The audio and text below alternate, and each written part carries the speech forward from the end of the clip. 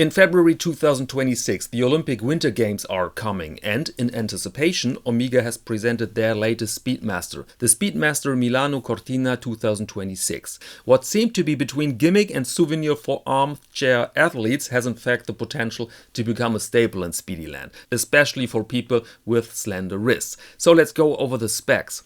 The Milano Cortina is an automatic chronograph with a case diameter of 38 mm, a length lug-to-lug of 45 and a height of 14.8. The lug width is 18. The watch has a sapphire crystal and is waterproof up to 100 meters. Then we have a ceramic bezel insert and an enamel dial. Movement is the coaxial caliber 3330, which offers 52 hours of power reserve. The watch comes on the metal bracelet and the price is indicated with 6,600 euros or 6,800 US dollars.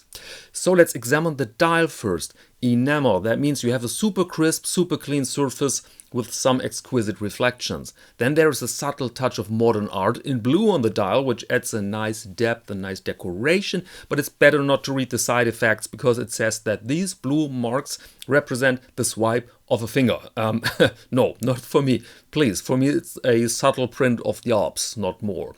The subdials are finished with a special azurage technique that, quote, resembles a groomed ski slope, unquote. That's of course a bit of nonsense because we find this pattern on subdials since the 30s, even on a bright summer day, but it shows again another quality of the enamel, this super fine grain there.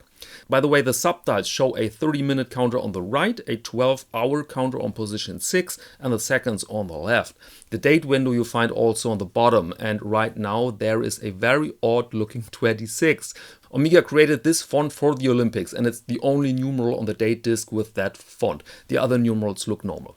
And so despite me making a bit of fun about fingerprints and ski slopes, this dial is, in my opinion, a wonderful example how crisp and exciting the combination of white, blue and steel can look like.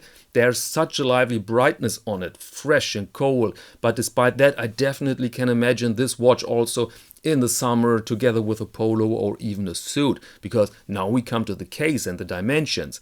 I don't have every Speedy in mind, but I think that this diameter is very rare. The typical moon watch is 42, the typical reduced 39, often with that painful lug width of 19. Here we have now 38 with 18mm lug width, which gives the watch a vintage touch that I find absolutely fascinating because of the sharp contrast to the modern looking dial. What must catch our attention though is the height of almost 15mm, also very vintage-like.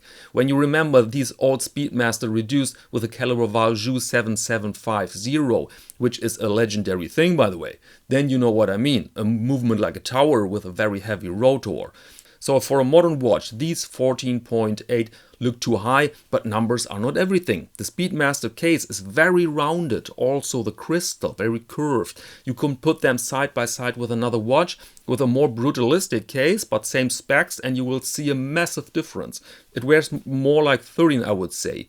And the height surely adds impact. I've collected quite some reduced over the years and found them always comfortable, but very dominant on the wrist. Last point should be the price.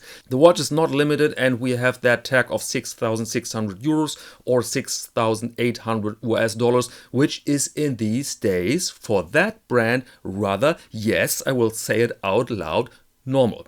Not modest, not unusual, it's normal. Please keep in mind that I'm only the messenger here, and the messenger predicts that this thing will be a success despite this price tag. So that's all for this episode. Let me know in the comment section what do you think about the Omega Speedmaster Milano Cortina 2026, about the size, and what do you think about the fingerprint that we wanted to forget, didn't we?